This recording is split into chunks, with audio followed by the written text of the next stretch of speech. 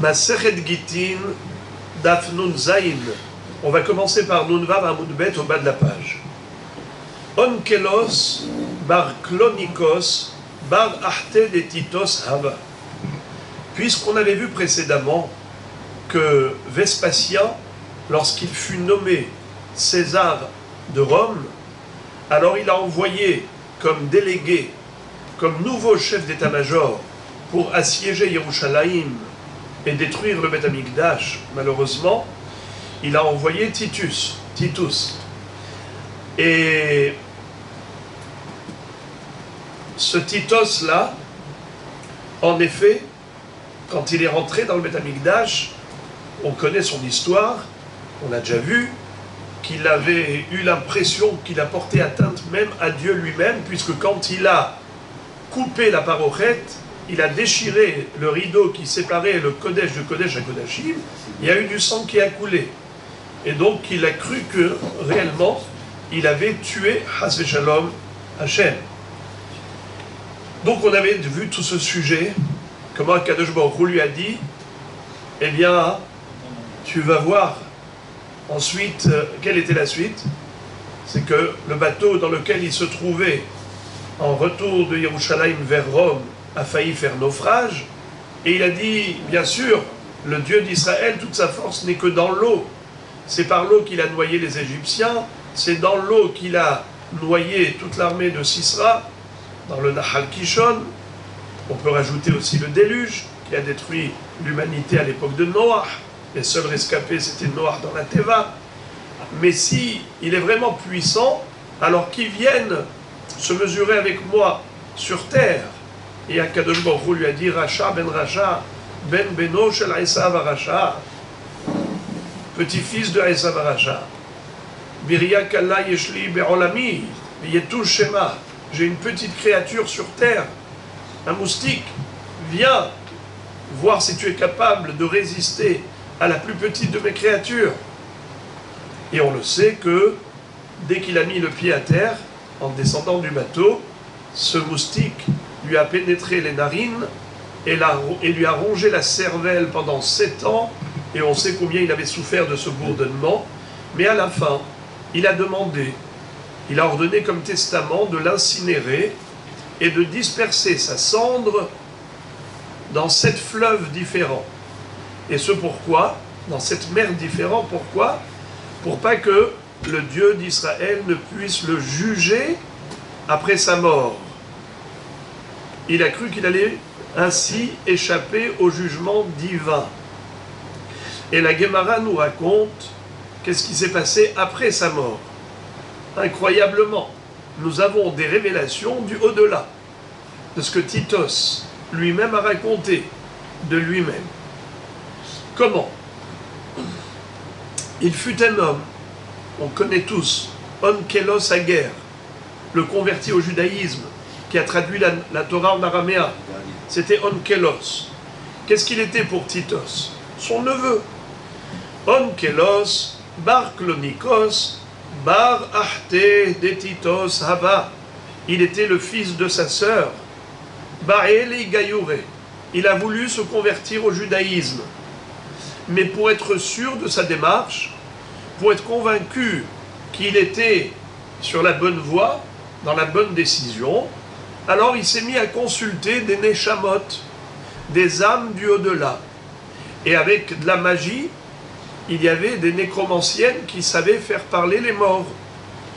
Azal, Aske, Letitos, Benagida. Il a fait monter la Neshama de Titus, par le Nagida. Nagida, c'est le Baal Ov. Baal Ov, c'est celui qui fait parler les morts. Il a toute une façon de faire, abracadabra, c'est de la magie, qu'on appelle des nécromanciennes. Ceux-là peuvent faire entendre à la personne qui vient consulter le Baal Ov la voix du mort.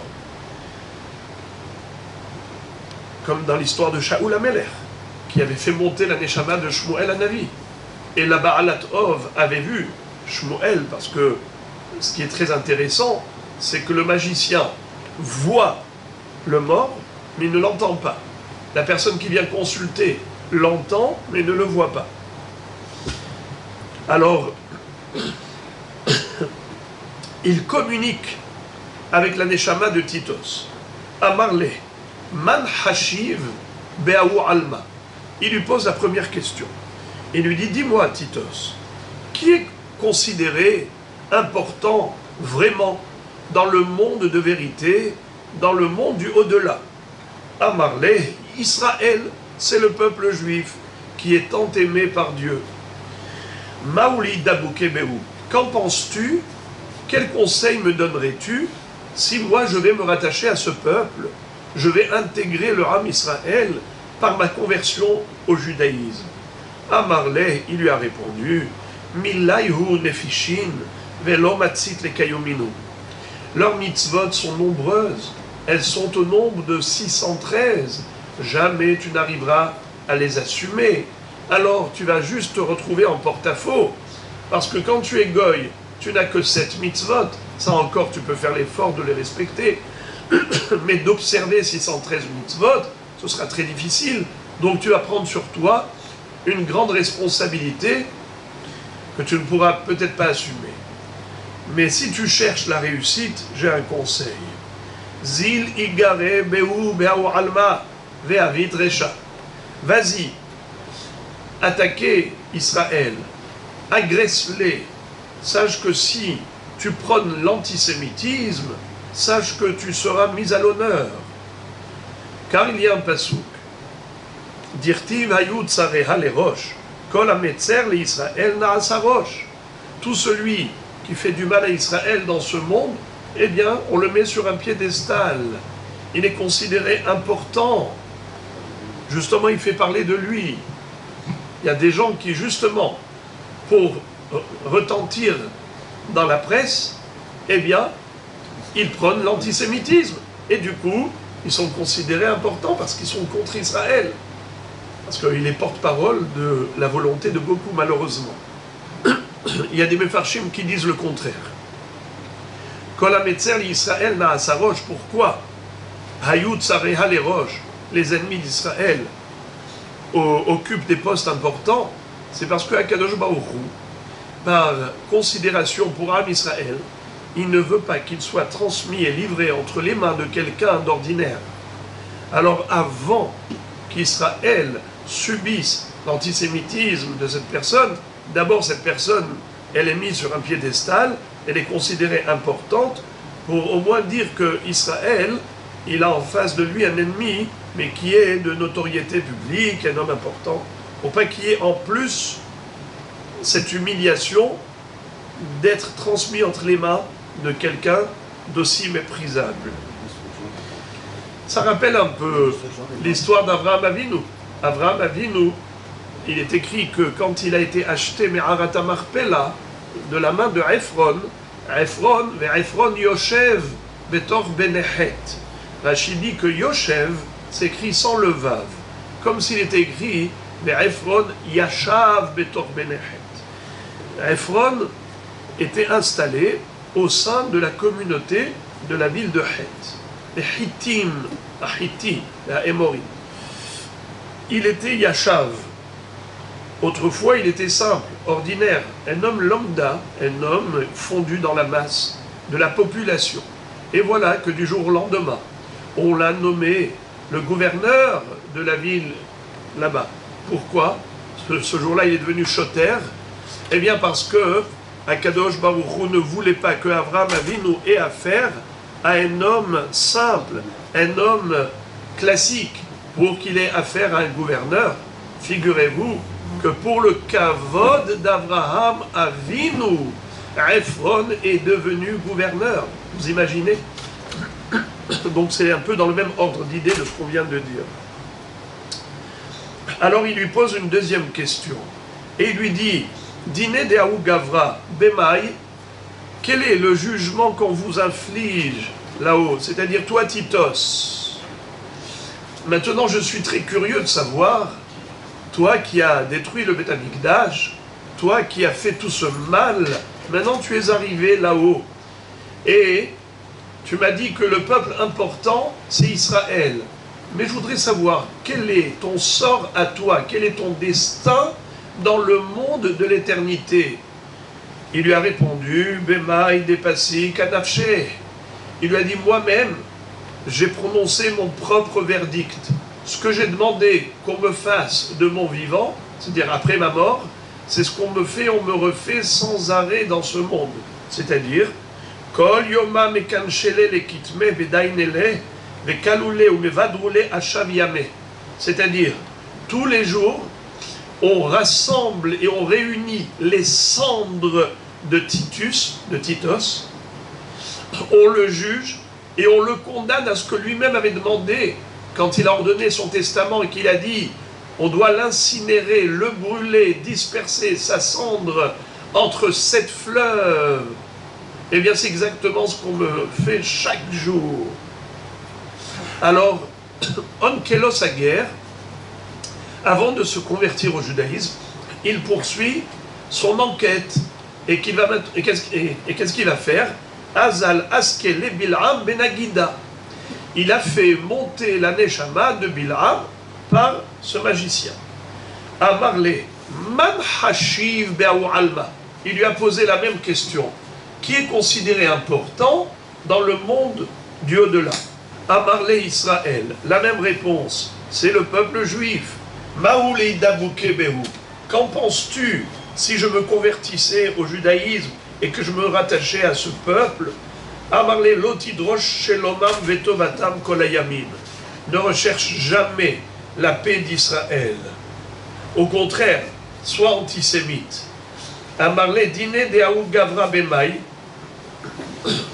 Le din de cet homme, lequel est-ce? C'est-à-dire, toi, Bil'am Aracha, qu'est-ce que tu subis là-haut? Quel est ton sort, ton destin? Amarle Beshirvat Zera Rotahat. Il a dit qu'il est brûlé dans un bassin de semences, de sperme. Alors, juste, vous voyez ici combien Chachamim ont raison quand ils disent que les Rechaïm, même devant l'entrée du Gehinam, ils ne font pas Teshuvah. Bil'am Aracha, qui a cherché à maudire Israël, figurez-vous que même dans le Olam Haba, qu'est-ce qu'il est en train de dire à Onkelos? Il est en train de lui dire Lot hidrosh shelomam vetovatam kolayamim. Lui qui a cherché à agresser Israël, à les maudire, et il avait donné le fameux conseil à Balak d'aller prostituer les filles de Midian et de Moab pour piéger les jeunes juifs. Et malheureusement, ça a marché puisqu'il y a eu une épidémie foudroyante qui a exterminé 24 000 bénis Israël. Et si Pinchas n'avait pas réagi, Chas Shalom, tout Israël aurait pu y passer. Alors, cet antisémitisme le poursuit. D'ailleurs, le Maharal de Prague dit que il y a l'être et l'avoir. L'avoir, on s'en détache, mais l'être, ça fait partie de l'être. Même dans le Olam Haba, l'être, il reste ce qu'il est. C'est-à-dire qu'en fait, dans ce monde, notre Neshama, on arrive à la perfectionner ou à la dégrader. Et qu'est-ce qu'on sera là-bas? Ce qu'on est ici. Le tzaddik jouit du Gan Eden. En fait, c'est le produit de son labeur. En fait, l'homme, il faut comprendre que la récompense, c'est presque à la limite, un peu comme si on semait des graines et ensuite on récoltait les fruits. Le mal que tu as fait, c'est le mal qui te punit. C'est toi qui récoltes les fruits que tu as semés. Et tes actions te rapprochent, tes actions t'éloignent. C'est toi qui choisis. C'est ça le libre arbitre. Donc en fait, l'homme ne récolte que ce qu'il a semé. Eh bien, c'est ça, ce Bil'am Aracha. Et le Maharal de Prague, Rav Dessler développe cette idée, c'est qu'en réalité, même les tendances, ce qu'on a développé comme tendance, quelqu'un qui, par exemple, cherche à étudier la Torah, à accomplir les mitzvot, donc il développe en lui la soif spirituelle. Qu'est-ce qu'il aura dans le Olam Haba? Eh bien, il aura la réponse à ses souhaits. Il aura la nourriture spirituelle pour son âme qui a développé cet engouement. Un petit peu comme quelqu'un qui a développé une oreille musicale. Alors quand il entend la musique de tel ou tel style, eh bien il va en jouir. Je prends un exemple, quelqu'un qui aime beaucoup la musique orientale, il va aller écouter l'opéra, il va devenir fou, n'est-ce pas? Après quelques heures, il va prendre un comprimé pour s'endormir. Ou bien l'inverse, quelqu'un qui au contraire aime beaucoup l'opéra, il va entendre du coup nanana, l'oriental, eh bien il comprend rien. La même chose, la Neshama, elle, si elle a développé qu'un engouement de plaisir d'ordre matériel, là-haut, il n'y a pas de plaisir matériel. Elle va devenir folle, comme Bil'am Aracha. Qu'est-ce que ça veut dire qu'il a été plongé dans un bassin de spermatozoïdes, de semences? Ça veut dire quoi, ça? En fait, lui, il avait incité les filles de Midian et de Moab à aller piéger les Bnei Israël qui ont perdu leurs semences avec ces filles. Alors, lui, il est puni dans la même chose. Mais plus profondément, c'est que lui, il était zoophile. Vous savez que c'était qui? Sa compagne, c'était son ânesse. Quand il a frappé cruellement, elle va lui dire « Lamai kitani ze shalosh regalim, hahasken hiskanti la'asot lecha, atko, la'asot lecha ko, hasken hiskanti rachidi, sochen, schon », c'est-à-dire la chaleur. Eh bien, en journée, elle lui servait de cavalerie, et la nuit, elle lui servait de compagne. Donc c'était un homme zoophile qui avait des tendances qui étaient très très graves sur le plan de la recherche des plaisirs bestiaux, charnels. Eh bien là-haut, il est brûlé à l'intérieur d'un bassin de Shirvat Zera Rotahat. En fait, il ne fait que récolter ce qu'il a semé. Et figurez-vous donc que même là-haut, au lieu de lui dire « oui, tu as raison de te convertir au judaïsme », il le pousse à l'antisémitisme. Alors qu'est-ce qu'il fait? Il a décidé de faire monter cette fois-ci la Neshama d'un juif. Azal, mais le plus rachat des juifs, le plus grand rachat des juifs. Azal Aske bin Gidal Yisho Anotzri. Il a fait monter la Neshama de Imarchemo Bezichro, l'acrobate. Marley, c'est pas celui qu'on appelle comme ça. Marleman Hashim Be'au Alma. Il lui a dit, dis-moi, qui est considéré comme important dans l'autre monde, le monde du au-delà, dans le Olam Haba? Marley Israël. Il lui a dit, c'est le peuple juif. Maoulei Dabouke Be'u. Qu'est-ce que t'en penses si je me convertis au judaïsme et que j'intègre ce peuple? Amarle tovatam derosh ratam lotidrosh. Kol anogea bahem kilu nogea bebabat reno. Si j'ai un conseil à te donner, ne recherche que l'amour des Juifs. Ne cherche à leur faire que du bien et jamais n'essaye de faire du mal aux Juifs. Celui qui tente qu'il sache à qui il a affaire, il s'en prend à Dieu lui-même. Car Kadosh Baruch Hu, il a une telle affection pour ses enfants, il les aime, comme si on peut ainsi dire, la prunelle de ses yeux. Tout celui qui touche à Israël, il touche à la pupille de l'œil d'Akadosh Baruch Hu. Kol hanogea bahem, ki'ilu nogea bebabat eno. Alors, il lui pose encore une deuxième question. On parlait dîner d'Aou Gavra Bemaï. Toi qui, malheureusement, tu as fait d'Avodah Zara et tu as même répandu l'idolâtrie autour de toi, tu as entraîné les gens que tu as incités à la Avodah Zara. Quel est ton sort et ton destin dans le Olam Haba? Amarle Betzoa Rotahat. On me plonge dans des bassins d'excréments brûlants. Des Hamamor, Kol Amal'i Gal Divrei Chachamim Nidon Betzoa Rotahat. Comme disent Chachamim, que tout celui qui se moque des Chachamim, qui les ridiculise, eh bien, il sera tellement humilié dans le Olam Haba, c'est défini de cette manière, comme plongé dans des bassins d'excréments, c'est-à-dire on ne peut pas plus humilier que ça. Et la Gemara conclut en disant, Tahazi, ma ben poshei Israël, les nevi'eu mot haolam. Viens voir et constater la différence entre le meilleur des goïms et le pire des juifs. Le pire des juifs, Isho Anotzri. Regardez le bon conseil qu'il lui a donné. Et regardez le meilleur des goïms qui était le prophète des nations, Bil'am lui-même. Regardez qu'est-ce qu'il a dit, qu'est-ce qu'il a fait. Tout à l'heure j'ai commencé, mais je n'ai pas terminé le développement de cette idée que l'être ne change pas. La Neshama, elle a les mêmes tendances là-bas comme ici, et c'est cela le Gehinam, c'est que celui qui a développé un engouement pour des plaisirs charnels, comme Bil'am, qui était zoophile et qui aimait toutes ces relations bestiales, là-haut le corps n'existe pas. Donc la Neshama, elle a une envie folle de ce qu'elle avait développé comme engouement et désir ici dans ce bas monde, mais ce genre de plaisir n'existe pas là-haut puisqu'il n'y a pas le corps qui peut lui permettre d'assouvir ses besoins, ses pulsions. Alors ça fait qu'il reste dans le feu du désir qu'il ne peut pas réaliser. C'est ça le Gehinam, Shirbat Zera Rotahat, le sperme brûlant, c'est-à-dire l'envie d'avoir quelque chose qui est le plaisir charnel de ces relations interdites, mais il ne peut pas les avoir parce que là-bas il n'y a pas de corps. Donc il brûle là-dedans. Et au contraire, là-bas ça atteint une ampleur qui est décuplée, puisque ici on est dans un monde limité, le monde du corps. Là-bas c'est le monde de la Neshama, donc c'est un monde illimité. Alors c'est accentué.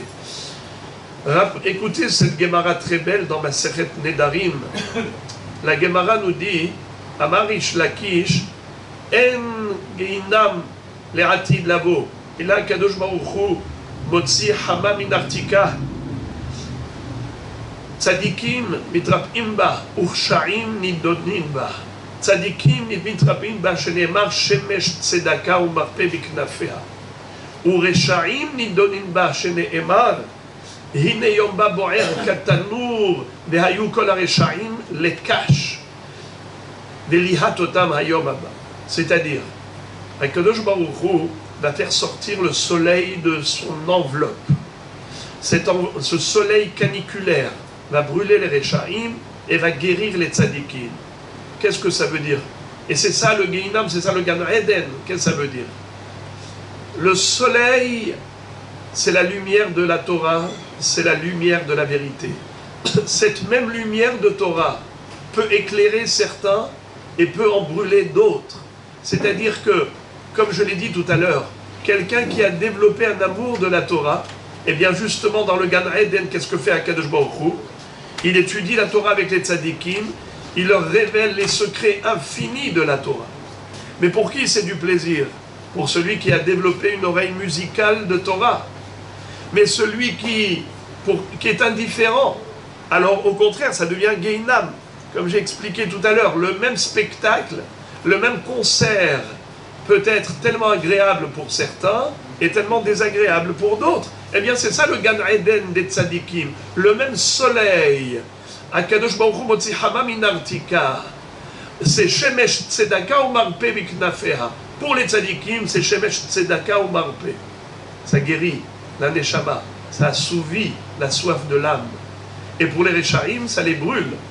Vous imaginez, Rabotai, vous ne comprenez pas l'hébreu et vous entendez un cours en hébreu. Exemple, je prends un exemple. Vous entendez pendant 1 heure, après c'est pendant 2 heures, ça devient 5 heures, 10 heures, 1 semaine, sans arrêt. 1 mois, 1 an, 10 ans, sans arrêt. C'est le Gehinam, pour ceux qui ne comprennent pas. Ceux qui dans ce monde ont essayé de comprendre la Torah, de la pratiquer, eh bien là-haut, Akadosh Baruch Hu, quand il va révéler toutes les profondeurs de la Torah, quel délice, quel plaisir, parce qu'on cherche à apprendre et comprendre la Torah. Mais celui qui, au contraire, était indifférent, ça ne lui parle pas, comme on dit, c'est du chinois pour lui, parce qu'il est totalement indifférent, ça ne m'intéresse pas. Il a même, Hasve Shalom, un mépris pour la Torah et les mitzvot. Eh bien, c'est exactement cela, la souffrance, d'après Rish Lakish, c'est le soleil qui va brûler les Rechaim, c'est le même soleil qui va guérir les tzadikim et leur donner le bonheur. La Gemara conclut le sujet en disant Tanya, Amar Rabbi Elazar, Bour e Kama Gadol Koha Shel Busha, Share Siya Akadosh Baruch Hu et Bar Kamtza, Veheriv et Beto, Besaraf et Echalo. C'est-à-dire, le constat, un constat terrible On est, Rabotaï, après près de 2 millénaires d'exil, après la destruction du deuxième Beth Amikdash, Galout Edom. Qui est-ce qui a détruit les Romains? Sur l'impulsion de qui? Qui a été incité l'empereur romain à détruire Beth Amikdash? Bar Kamtsa. Pourquoi? Parce qu'il a subi une humiliation. Akadosh Baruch Hu a aidé Bar Kamtsa. Il a aidé à arriver au bout de sa démarche, à atteindre son objectif de prendre vengeance d'Israël. Il s'est vengé de son peuple et il a entraîné la destruction du temple. Akadosh Baruch Hu ne l'a pas empêché. Au contraire, Hachem Idbarach lui a ouvert toutes les portes. Il a aidé. Siya Akadosh Baruch Hu de Bar Kamtsa. Tout cela pour nous dire Bo e kama gadol koha shel busha. Ne t'amuse pas à humilier qui que ce soit. Jamais, jamais, jamais d'infliger une honte en public à qui que ce soit. Le résultat peut être désastreux. On en souffre encore de nos jours. Le Beth Amikdash n'a pas été encore reconstruit parce que la Sinat Hinam a été à l'origine de la destruction du temple. Ce n'est que la Ahavat Hinam, l'amour gratuit, qui permettra et déclenchera la reconstruction. Pour bien le comprendre, la Gemara nous cite cette phrase en conclusion.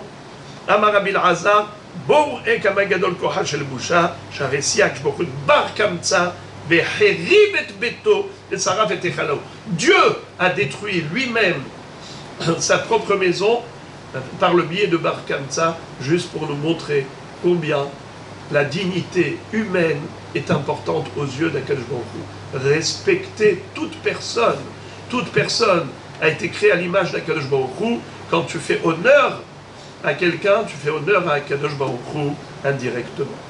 La Gemara poursuit et elle nous raconte encore une tragédie qui a eu lieu à cette époque de la destruction du Beth Amikdash, qui a été suivie de la destruction de la ville de Bétar et de la ville de Tourmalka. En fait, ce n'était pas une ville, c'était une région dans laquelle se trouvaient énormément de villes, comme on va le voir tout de suite.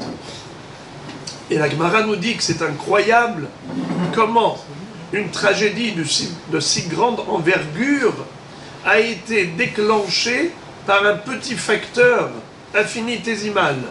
Incroyable. Atarne Gola et Atarne Golta Harav Tourmalka. Pour une histoire de coq et de poule, la région de la montagne du roi, c'est ce qu'on appelle la montagne du roi, c'était le nom de ce secteur. Be'avu Nehige, ils avaient la coutume qui avoue mapke hatana vekalata, mapke kamayu, tarnegola ve tarnegolta.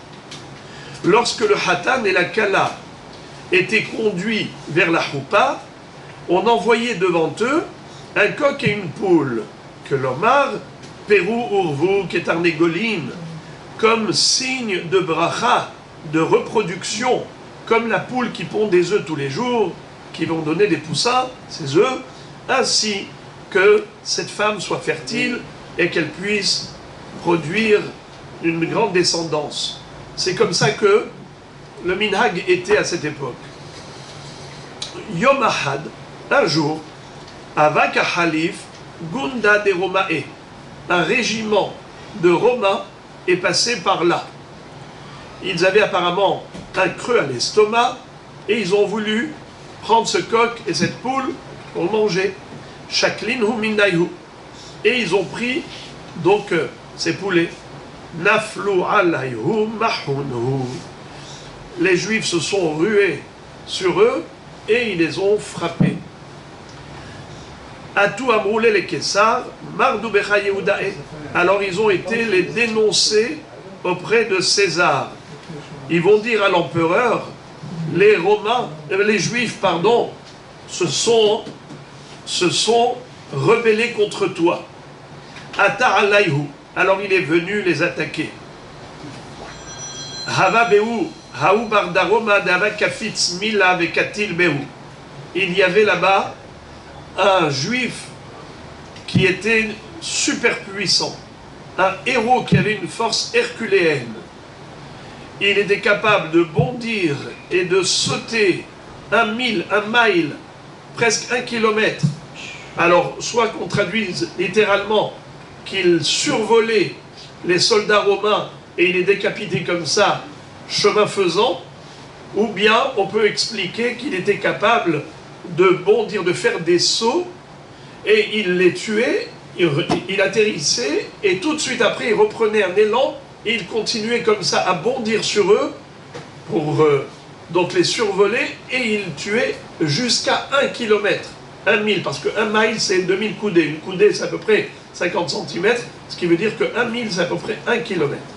Donc, il était d'une force incroyable, et à lui tout seul, il était capable de faire face à toute l'armée romaine.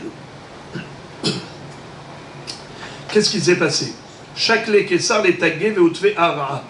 César, qui était venu donc pour les attaquer, pour frapper les Juifs, pour les tuer, il s'est retrouvé face à ce Bar d'Aroma.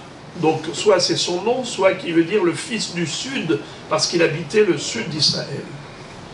Il va prendre sa couronne, César va prendre sa couronne, il va la mettre par terre. Et il va dire à Kadosh Baruch Hu, il s'adresse au Dieu d'Israël. Amar, Ribone de Almakula, Ini Halach, Lotim Sere la Gavra, Ledide ul Malchute, Biade de Hal Gavra. Toi, le maître du monde, je te supplie, je t'en supplie, ne me transmets pas à moi et toute mon armée entre les mains d'un seul juif. Ce sera la honte dans le monde entier, où on va dire que toute une armée romaine est tombée entre les mains d'un Ben Israël. Malheureusement, qu'est-ce qui s'est passé? Archele Poumé les Bar d'Aroma. Lui, ce juif, qui était très fort, lui s'est rebellé contre Dieu.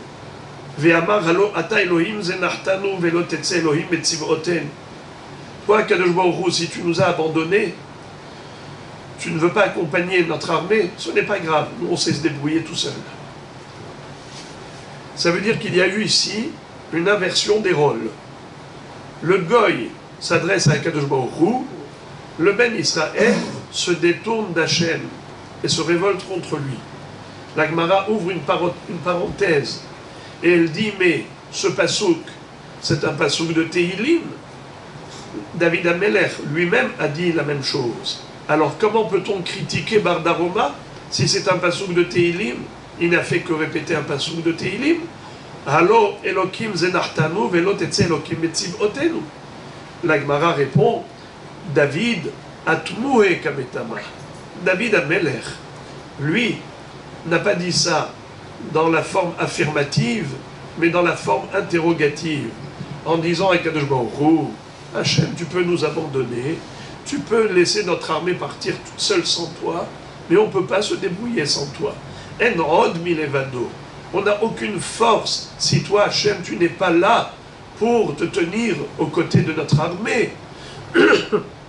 Donc David Amelech l'a dit sous forme d'étonnement. Est-ce qu'Hachem, tu peux nous abandonner? Et lui, il a dit dans la forme affirmative, Hachem, tu peux nous abandonner, de toute façon, on n'a pas besoin de ton aide, Hasbe Shalom. Quelle a été la fin de cet homme très très grave? Al lebet akise, ata drakona, sham telekar keshe, menach nafshe. Tel que vous le savez à l'époque, il n'y avait pas de toilettes dans les maisons. Les gens, pour se soulager, ils allaient dans les champs. Là-bas, il y avait des trous creusés dans la terre, et c'est là-bas qu'ils évacuaient les déchets corporels. Lorsque Bar d'Aroma a été donc là-bas, au-dessus de ce trou, il y a eu un serpent qui est sorti de là-bas et qui lui a mordu le rectum, qui lui a arraché les intestins, et c'est comme ça qu'il est mort, par cette mort atroce. Et l'empereur Kessar, le roi, a vu qu'il a eu un ness, que Kadosh Baruch Hu avait exaucé sa prière, et il a envoyé un serpent pour tuer ce héros juif. Eh bien, il a voulu, à ce moment-là, faire une fleur au peuple juif et retourner à Rome sans les tuer. Amar, Ro'il vitrahish lemisa, hazimnash bekinhu. Puisque j'ai eu un miracle de Dieu, cette fois-ci, je vais les laisser tranquilles, je ne vais pas attaquer Israël. Shavkinhu ve'azal. Il les a laissés, donc il a pris le chemin du retour vers Rome. Is dekur ve'achlu ve'chatu ve'adliku sharga.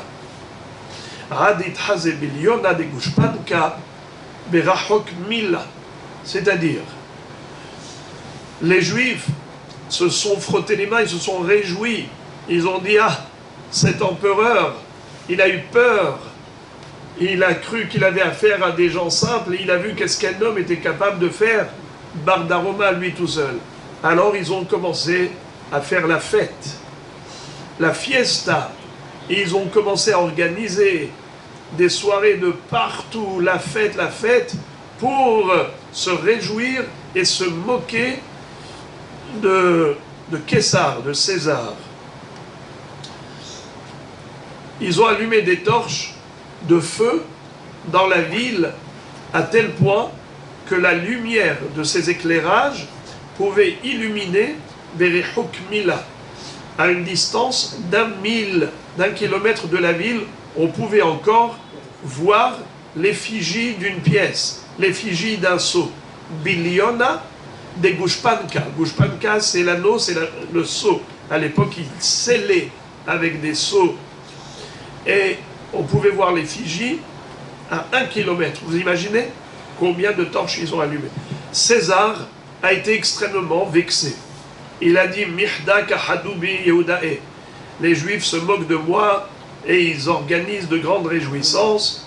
Hadar ata alayh. Alors il a rebroussé chemin et il est revenu attaquer Israël par surprise. Amar Rabbi Yassi, Tlat mea alfe shlife saifa, aïlo le Malka. 300 fantassins romains sont rentrés à ce moment-là dans Haramelech, dans cette région. Vekatluba tlatayome ou tlatal elvota. Et ils se sont mis à tuer à tort et à travers pendant 3 jours et 3 nuits. Vehargisa hilule vehinge velo havu yadae hane behane.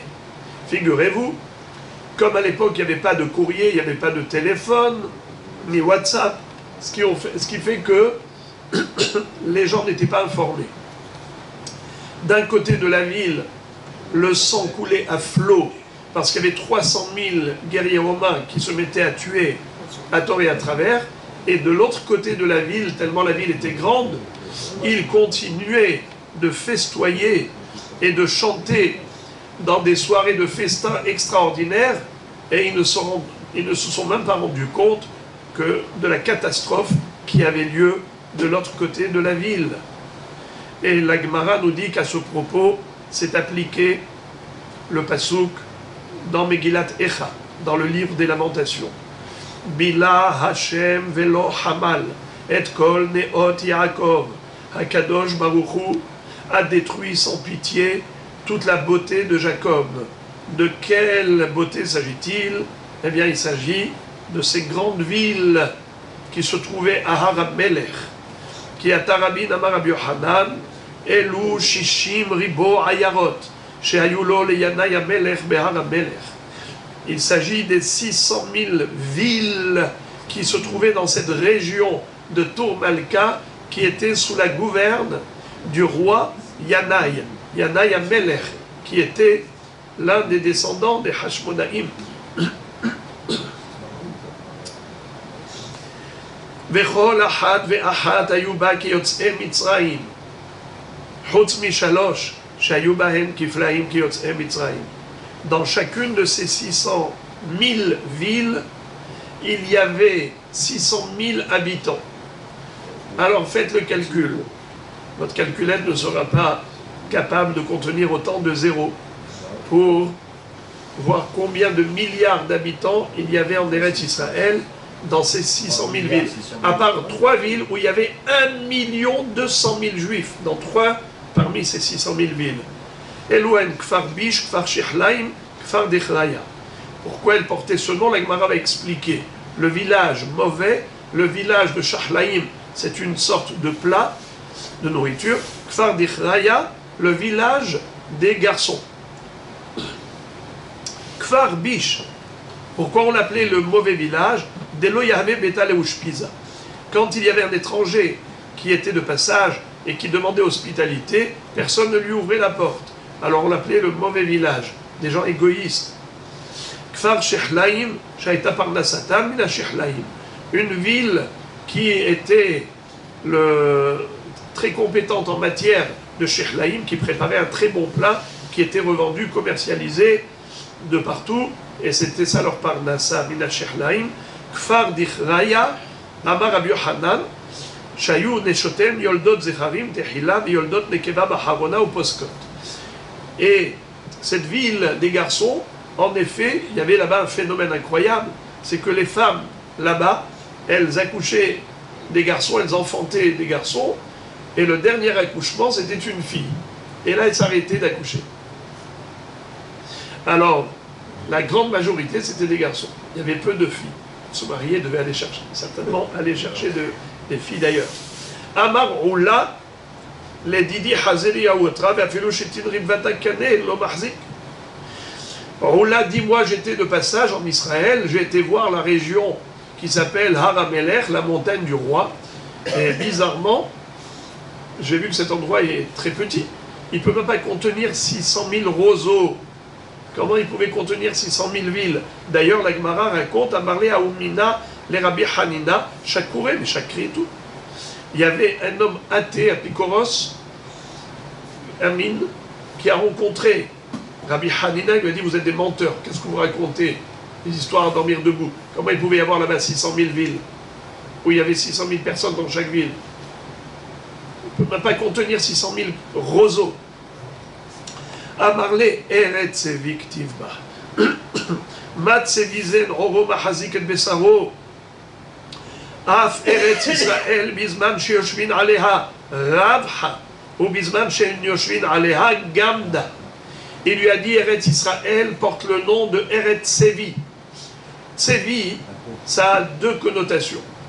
Sevi, ça veut dire la volonté, comme on dit dans la Ketouba. Betzavé, Hatan, Dinan. Savez, c'est la volonté. C'est la terre voulue, la terre convoitée par le monde entier. Qui est-ce qui n'a pas convoité ce pays? Eretz Zavat Halavut Vash, Eretz Sevi. Mais également, ça a une deuxième connotation. Sevi, c'est le cerf, la gazelle.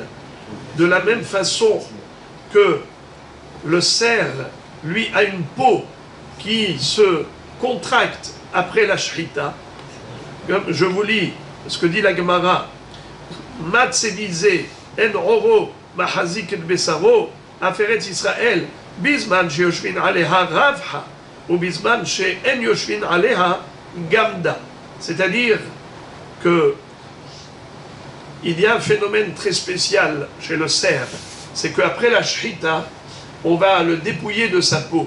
Figurez-vous que cette même peau qui l'enveloppait de son vivant n'est plus capable de faire le tour de son corps pour l'envelopper. Ça veut dire que la peau se rétracte. Eh bien, il lui a dit, c'est exactement cela. Eretz Israël, elle est comme la peau du cerf. Elle se dilate, elle se contracte. Quand les enfants d'Israël sont au sein d'Eretz Israël grandit, elle les accueille tous.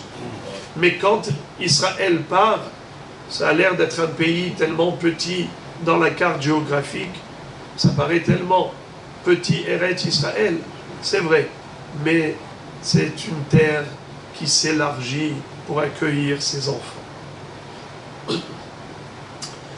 La Gemara, maintenant, va nous raconter une histoire pour nous montrer quelle est la gravité de ne pas porter le deuil pour la destruction de Jérusalem.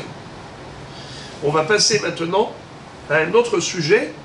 On va nous raconter l'histoire d'une ville qui se trouvait en Égypte. Ça s'appelait Kfar Sechania Shel Mitzraïm. Et là-bas, il y avait énormément de juifs très très pratiquants qui observaient la Torah et la mitzvot et d'un niveau de piété extrême. Et tout de même, la ville fut détruite, cette communauté juive a été complètement détruite. Et la Gemara, à la fin, elle va dire que c'était à cause de quoi? Mishum sheloit ablu al Yerushalayim. Parce qu'ils n'ont pas porté le deuil pour Jérusalem. Malgré toute leur piété. Mais justement, ils se sont dit, On est très bien ici en Mitzrayim. Regarde-moi cette ville de Sechania, Shel Mitzrayim. Combien de tzadikim il y a ici? Combien notre communauté juive est bien organisée? Est-ce qu'on a besoin de pleurer pour le Horban Bet Amikdash? Il ne nous manque pas. Bon, tout va bien ici. Cette communauté extraordinaire fut malheureusement détruite. Regardez les 3 histoires que la Gemara va nous raconter, rien que pour nous montrer combien ils étaient d'un niveau élevé spirituellement parlant. Rav Ben Yumi bar Hilkiya, Rav Hilkiya bar Tuviya, Rav Huna bar Hiya, Havu Yatve Gabe Hadade. Il y avait 3 rabbanim qui étaient réunis. Amré, ils se sont dit, Ika Deshami Ale Milta Mikfar Sechania Shel Mitzrayim Lima. S'il y en a parmi vous qui connaissent des histoires des Juifs de cette communauté exceptionnelle du Kfar Sechania Shel Mitzrayim, qu'ils racontent. L'un des 3 rabbanim s'est mis à raconter l'histoire suivante. Maaseh be'arus ve'arusato shenishbu leben hagoyim. Il était une fois un fiancé et une fiancée juifs qui ont été exilés d'Eretz Israël et ils ont été amenés, plutôt, ils habitaient Kfar Sechania Shel Mitzrayim et ils ont été exilés, pris en otage par des goïms qui les avaient mis en prison. Mais ils leur ont dit, dans la prison, vous allez nous reproduire des enfants, donc vous allez vivre ensemble. Mais si zelazé, les goïms les ont mis dans la même chambre à ce juif et cette juive qui étaient tous les 2 prisonniers. Mais ils étaient auparavant fiancés. Vous le savez qu'à l'époque, les fiançailles et le mariage, ça se faisait en 2 temps. Au moment des fiançailles, le Hatan disait à la Kala,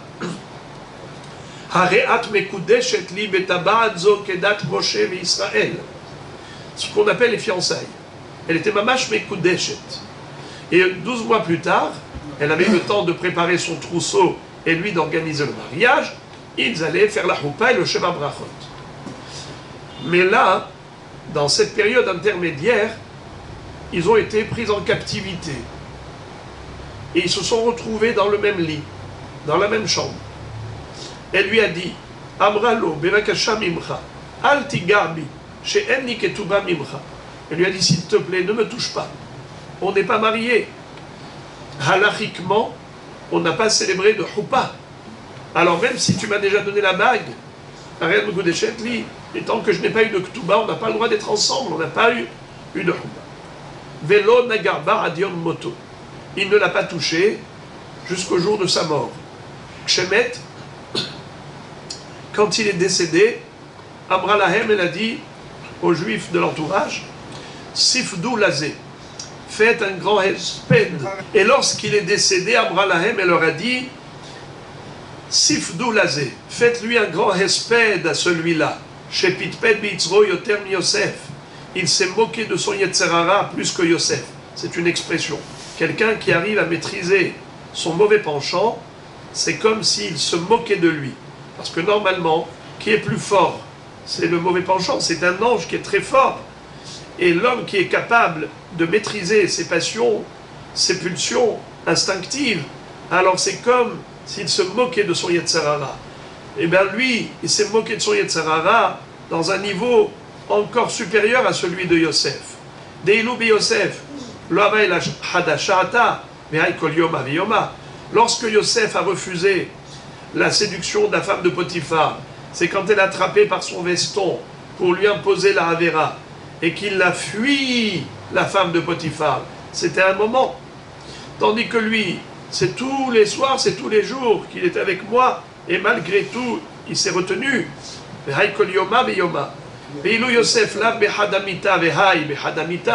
Yosef n'était pas dans le même lit avec la femme de Potiphar. Lui, il était avec moi dans le lit. Mais Ilou Yosef, lav ishto, veha ishto. Yosef, lui, c'était plus facile pour lui parce qu'il savait que c'était pas sa femme, c'était la femme de Potiphar. Donc, il savait clairement que c'était interdit. Tandis que lui, il aurait pu trouver des autorisations, auto-autorisations, et de se dire, après tout, d'accord, il manque la choupa, mais je lui ai déjà donné la bague, je lui ai déjà dit, Areat Mekudesh et Betabarat, Zokedat Moshe Israël, c'est ma femme, c'est presque ma femme. Malgré tout, il n'a pas cherché à trouver des autorisations, entre guillemets, pour régulariser la Havera. Il savait que c'était un sourd et il a été capable d'une abstention jusqu'à la fin de ses jours. Voilà un peu une idée de la grandeur des gens qui habitaient à Sechania Shel Mitzrayim. Patah Idach Ve'amar, le deuxième Chacham, a commencé à raconter lui également une autre histoire. Maaseh ve'amdu arba'im modiot bedinar. À l'époque, modia, c'est une mida, c'est une mesure. Ils vendaient 40 mesures de blé pour un dinar. Et voilà que, désormais, ils ont dit non, non. Par exemple, on vendait 40 mesures pour un dinar, et bien maintenant ça coûtait plus cher. On ne vendait plus 40 kilos, que 39 kilos pour un dinar. Donc ils ont vu que le blé coûte plus cher. Ils ont dit ce n'est pas normal. C'est quoi cette inflation? C'est sûr qu'il doit y avoir quelqu'un qui a fait une avera. Et à cause de lui, il y a ça. Batkou Matsou, ils ont trouvé, après une grande enquête qu'ils ont menée, que malheureusement, figurez-vous, le jour de Kippour, il y a eu un père et un fils qui ont eu une relation avec une Nahara Meorassa, avec une jeune fille fiancée. Le père et le fils avec cette fiancée, qui était fiancée à un autre homme. Chose très très grave. Hayav Skila. Vevium les Beddin, ou Skaloum les ont emmenés au Beddin, et ils leur ont fait Skila, ils les ont lapidés, et Hazar Asha'ar Limkomo. Et tout de suite après, le cours du marché est revenu à sa place. On vendait désormais 40 kilos pour un dinar, comme c'était avant la Havera. Ça veut dire que c'était des gens qui étaient tellement tzadikim, que quand il y en avait un ou deux qui ont fait une Havera, ça ne passait pas inaperçu. Ils menaient l'enquête jusqu'à corriger et éliminer le mal parmi d'entre eux. Patahidach ve'amar. Le troisième a raconté une troisième histoire. Maaseh be'adam echad, shenatan einav bi'ishto legarsha, ve'ita ktubata meruba. Là-bas, dans ce kfar Sechania shel Mitzrayim, il y avait un homme qui voulait divorcer. Mais il savait que la ketouba était très onéreuse. Il avait promis au moment du mariage un fort montant, une très grande somme pour la ketouba. Et maintenant, il s'est dit, si je divorce, eh ben, je vais devoir payer très cher. Il faut que je trouve une astuce, comment de me débarrasser de cette ketouba. Qu'est-ce qu'il a fait? Le grand malin. Marasa. Halar vezimen et shoshvinav ve'echilan ve'ishkan. Il a été chercher les chouchvinim. Le chouchvin, c'est celui qui accompagnait le hatan. Il y avait des accompagnatrices de la kala, des accompagnateurs du hatan. Parfois, c'était celui-même qui avait proposé le shidur. Qu'est-ce qu'il a fait? Il a organisé une fête chez lui à la maison. Il leur a dit, les chouchvinim, j'ai envie de vous faire honneur. Venez, venez. Moi et ma femme, on voudrait vous offrir un bon repas. Il a fait venir donc le chouchvin, et ils ont passé une belle soirée. Qu'est-ce qu'il fait? Il n'arrête pas de mettre à boire de l'alcool au chouchvin et à sa femme. Et il leur donne à boire beaucoup d'alcool, whisky, gourra, vodka, hein? Et ça continue, ça boit. À un moment donné, eh ben, il commence à se sentir fatigué. Le chouchvin, son épouse. Le chouchvin et son épouse, une fois qu'ils sont endormis, qu'est-ce qu'il a fait? Ce rachat, il les a mis dans le même lit. Et il a apporté un blanc d'œuf et il les a mis entre eux. Ishkad shikeran ve ishkivan almita ahat. Ve'evi loven betza ve'etil benehem. Ve'amid lahem aidim uba lebeddin. Tout de suite, il a été chercher deux personnes. Il leur a dit, venez voir quelque chose. Vous voyez? Regardez dans quel état se trouve ma femme. Elle a été avec mon chouchvin. Regardez même, il y a le blanc d'œuf, enfin le blanc d'œuf, il n'a pas dit blanc d'œuf, il a dit encore le zéra, la semence qui est encore ici sur le drap. Ils ont été témoignés au Beddin. Et de cette manière, qu'est-ce qu'il voulait faire? Dire que sa femme l'a trompé, et comme ça, il n'est pas hayav de payer la ketouba. Sera char merouchar. Ça n'a pas marché. Ayasham zaken echad mitalmidei Shammai Zaken. Dans le Beddin, il y avait là-bas un zaken, un grand hacham, qui était l'élève de Shammai Zaken, de Bet Shammai. Ou Baba Ben Bouta Shemo, il se nommait Baba Ben Bouta, ce grand dayan. Amar Lahem, il leur a dit, Kach mekublani mi Shammai Zaken. J'ai appris de mon maître Shammai. Loven betza solet minaour ve shirvat zera doha minaour. La différence entre le blanc d'œuf et le sperme, c'est que si on les approche du feu, le blanc d'œuf va durcir. Si c'est du sperme, au contraire, il va s'absorber dans le drap. Il y en a un qui s'éloigne du feu, c'est-à-dire le sperme, et le blanc d'œuf, il durcit. Batku Matsu Kidvara. Ils ont fait l'expérience et ils ont vu qu'il avait raison. Ce n'était pas du tout du zera du chouchvin, c'était un blanc d'œuf qu'il avait mis exprès. Et dit Uhu le Beddin vilku vikbuk tubatam imenu. Ils l'ont ramené au Beddin, ils lui ont donné une bonne tannée et ils lui ont dit monsieur, maintenant tu vas payer toute ta ketouba. La police scientifique de l'époque était merveilleuse. Hazak, c'était la police scientifique de l'époque.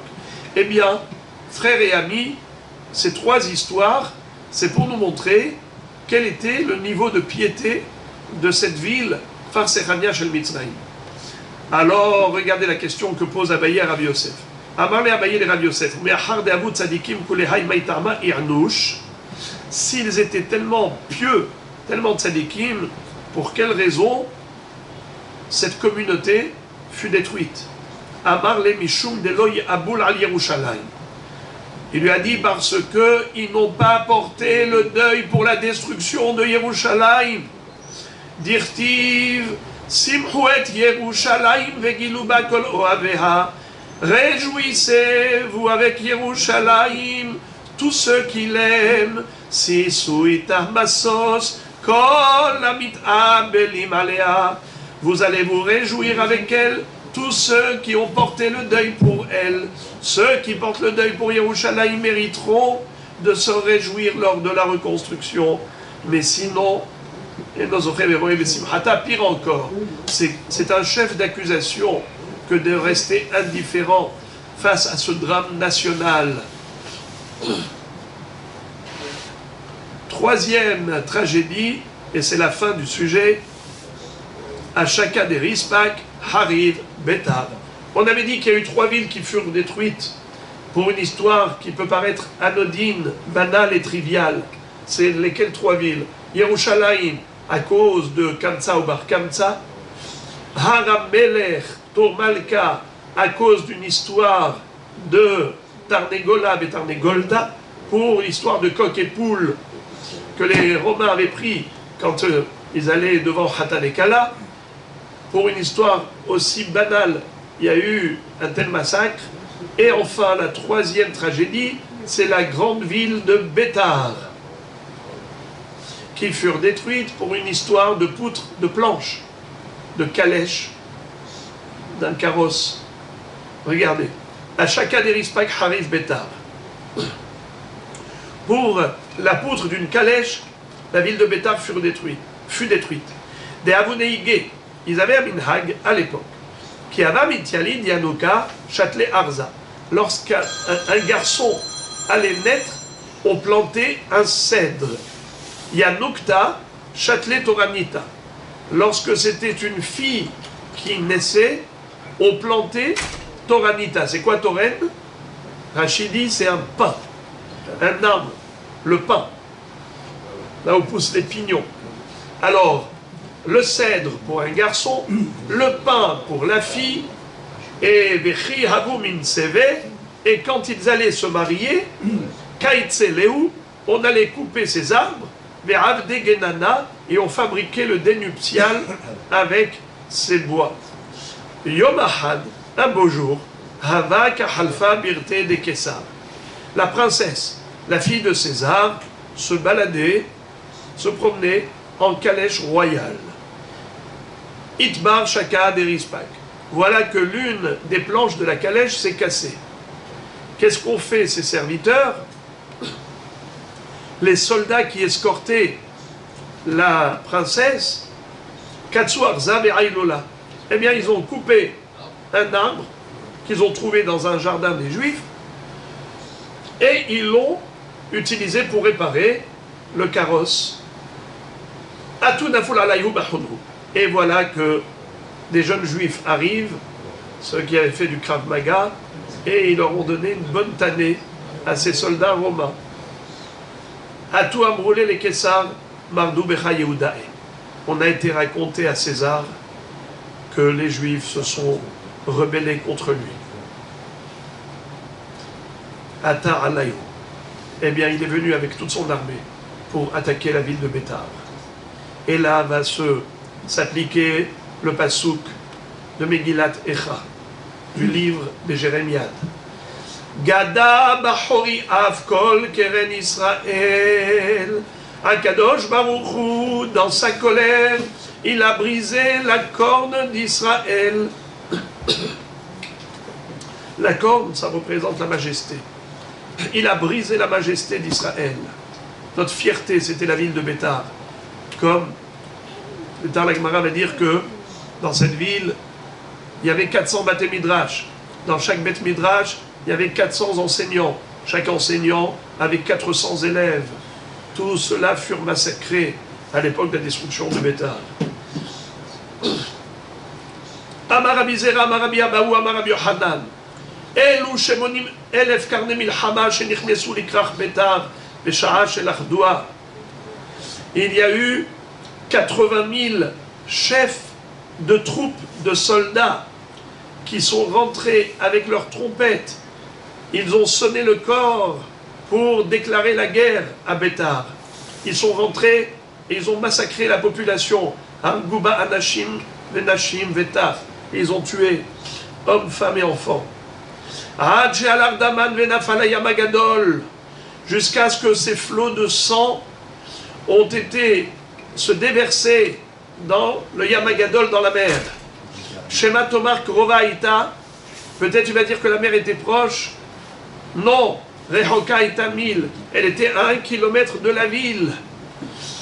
Tanya Rabbi Eliezer Agadol Omer, Shne Nehalim Yesh Bebik'at Yadayim, Ehad Moshech Ilach, Ehad Moshech Ilach, Veshi'aru Hachamim, Shne Halakim Maim, Ve'ehad Dam. Figurez-vous que dans cet endroit, dans ce lieu, il y avait 2 fleuves. Les Hachamim ont estimé que 2 tiers de ces fleuves c'était de l'eau et 1 tiers du fleuve c'était du sang. Mais maintenant, Tana, Sheva Shanim, Batsru Goyim et Karmehen, Midaman Shel Israël Belozevel.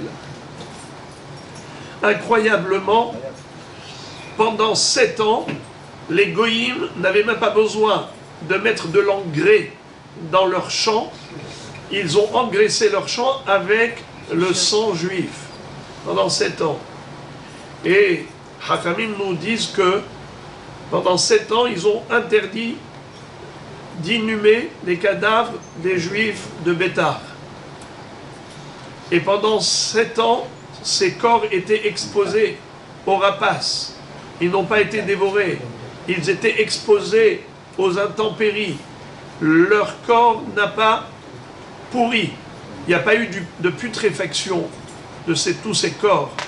7 ans plus tard, on a donné le droit à Israël d'enterrer leurs morts. C'est ce qui s'est passé. Figurez-vous qu'à ce moment-là, on a rajouté une 4e bracha dans Birkat Amazon. À Parazan et Akol, à l'arrêt de faire l'Amazon, Bonnet Yerushalayim, on a rajouté la bracha qui s'appelle Hatov et Ametiv, ou Etiv Lanu, Metiv Lanu, Yetiv Lanu. Pourquoi on a rajouté cette bracha? Hachamim nous disent Hatov shelo isrihu ve'ametiv shenitnu likvura. Akadosh Baruch Hu qui est bon, il a préservé ces corps de la putréfaction pour préserver leur dignité. Et d'autre part, Nitnu Likvura, c'est que finalement, ils ont obtenu une sépulture digne, ils ont été inhumés, enterrés, lorsque les Romains ont donné le droit de le faire. Donc, même dans le mal, Israël n'oublie pas le bien. Certes, c'est un massacre terrible de la ville de Bétar, mais malgré tout, ce naisse qui a eu lieu après la mort de tous ces habitants de cette ville, c'est ce double naisse, même cela on ne l'oublie pas, et ça fait partie aujourd'hui intégrante de notre Birkat Hamazon. Et dans chaque génération, et à chaque fois qu'on termine un repas, on fait Birkat Hamazon, on remercie Akadosh Baruch Hu pour ce double miracle. Voilà la grandeur du regard juif, c'est sa capacité de perception du bien à l'intérieur d'un contexte qui peut paraître tellement négatif. C'est savoir déceler des étincelles de lumière dans notre vie.